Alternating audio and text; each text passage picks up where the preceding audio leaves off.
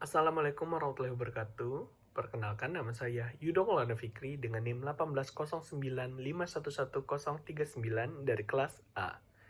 Kali ini saya akan bawakan case-based learning mata kuliah Ilmu Penyakit Bakteri dan Jamur, Fakultas Kedokteran Hewan Universitas Udayana. Adapun materi yang akan saya bawakan adalah Streptococcus pada babi yang disebabkan oleh Streptococcus suis. Materi kali ini mencakup gambaran umum penyakit, cara penularan, laporan kasus, temuan klinis dan patologis, metode diagnosis, pengobatan, serta langkah pencegahan yang direkomendasikan.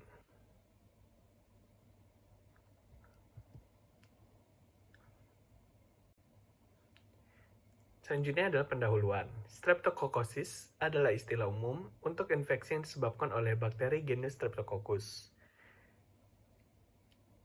Bakteri ini biasanya menyerang berbagai hewan, termasuk diantaranya adalah sapi, domba, kuda, dan babi. Pada babi, agen utamanya adalah Streptococcus suis, yang dapat menyebabkan berbagai manifestasi klinis seperti meningitis, artritis, pneumonia, septisemia, dan juga kadang endokarditis.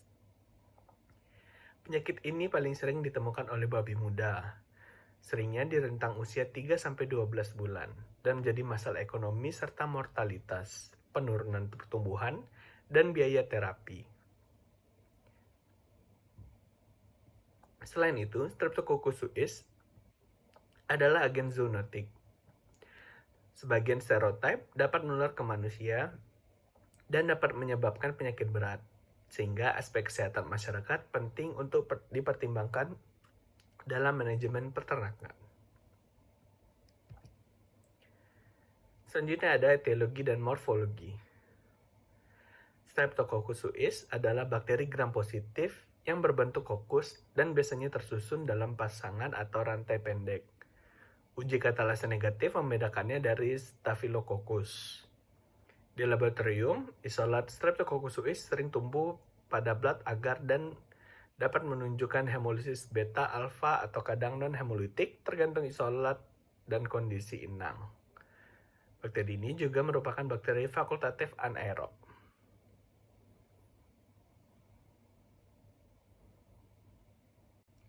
Selanjutnya ada cara penularan. Streptococcus suis biasanya hidup sebagai kolon pada tonsil dan nasofaring babi. Penularan terjadi pada hewan carrier melalui sekresi nasal, oral, atau cairan pada lesi. Masuknya bakteri ke tubuh sering melewati mukosa atau luka pada kulit. Penularan vertikal dari ibu ke anak saat persalinan juga dapat dilaporkan.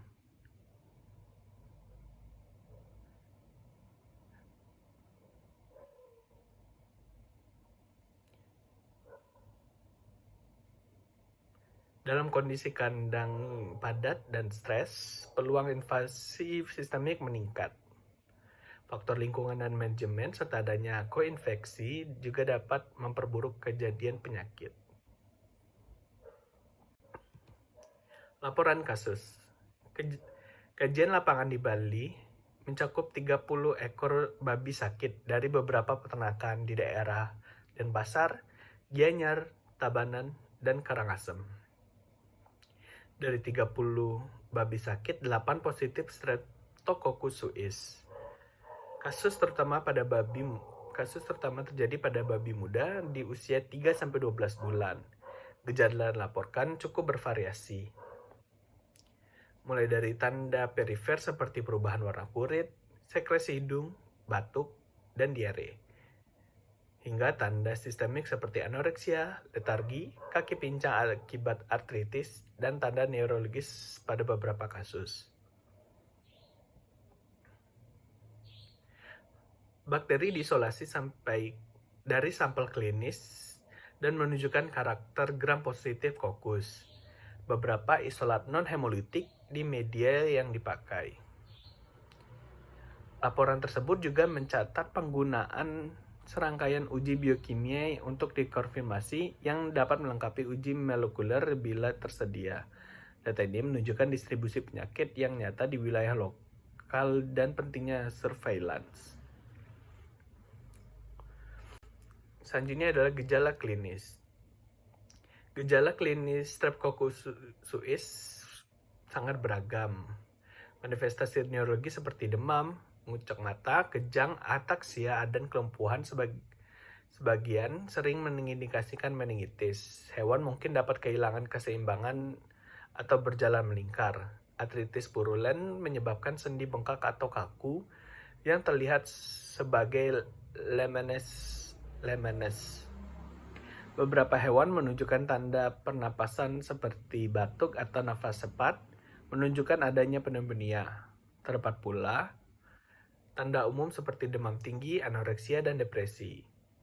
Pada kejadian beberapa hewan dapat mati mendadak tanpa gejala neurologis yang jelas. Variasi klinis ini menuntut pemeriksaan komprehensif dan pengumpulan sampel yang tepat untuk diagnosis. Temuan patologis. Nekropsi pada kasus sistemik biasanya menunjukkan radang purulen pada meningis dengan eksudat fibrin dan kongestif pembuluh.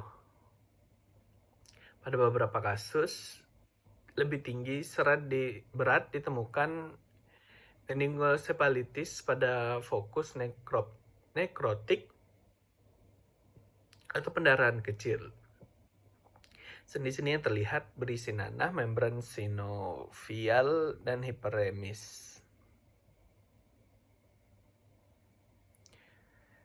Organ-organ limfoid seperti limfa dan kelenjar limfa membesar sebagai respons sistemik. Paru-paru juga bisa menunjukkan lesi bronkiopneumonia multifokal. Histopatologi sering memperlihatkan infiltrasi neutrofil dominan, nekrosis jaringan setempat, dan perubahan vaskular pada daerah terinfeksi.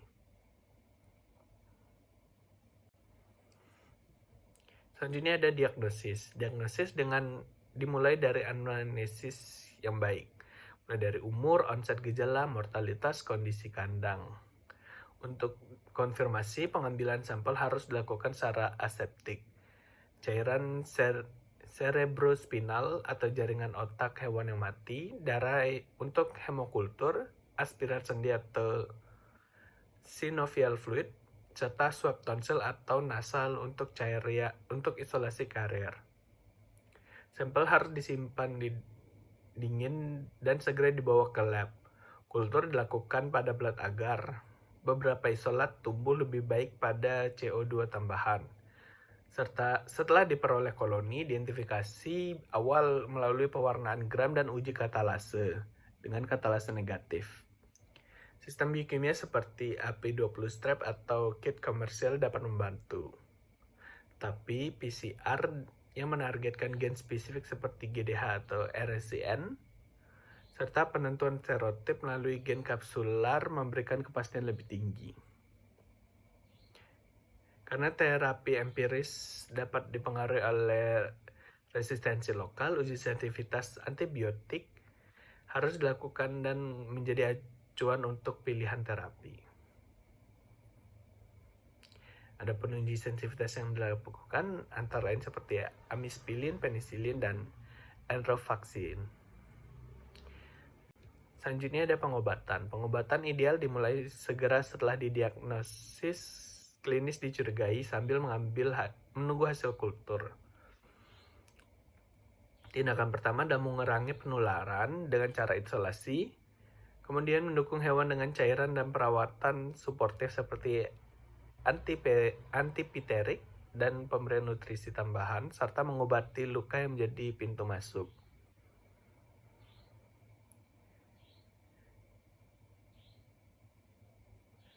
Hewan yang lambat pulih atau berulang penyakitnya harus dievaluasi kembali.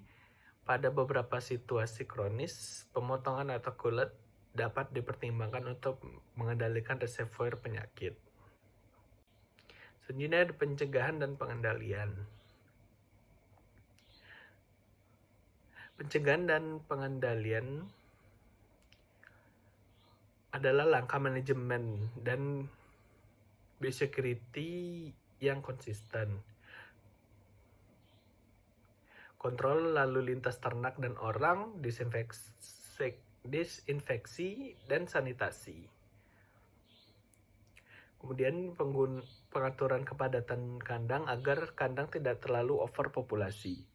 Pemberian pakan bergizi untuk menambah daya tahan tubuh, dan juga dilakukannya edukasi pekerja untuk meminimalisir tingkat zoonosis.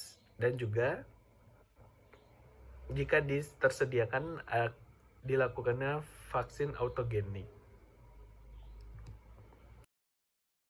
Kesimpulannya, Streptococcus suis adalah patogen yang sering mengancam kesehatan babi, terutama babi muda, dan dapat berimplikasi pada kesehatan manusia. Kasus di Bali menunjukkan penyebaran nyata dan terjadi di peternak babi lokal. Penanganan kasus efektif menguntungkan kombinasi diagnosis laboratorium yang tepat seperti kultur, identifikasi molekuler, dan serotyping, serta uji sensitivitas untuk menentukan terapi. Upaya berkelanjutan pada pencegahan melalui biosecurity, perbaikan manajemen kandang, dan edukasi pekerja akan memberi dampak jangka panjang terbaik. Kolaborasi antara dokter hewan, peternak, dan otoritas kesehatan diperlukan untuk mengurangi risiko zoonosis dan kerugian ekonomi. Sekian yang dapat saya paparkan. Jika ada kesalahan atau kekurangan informasi, saya mohon maaf. Terima kasih. Selamat sampai jumpa di video selanjutnya.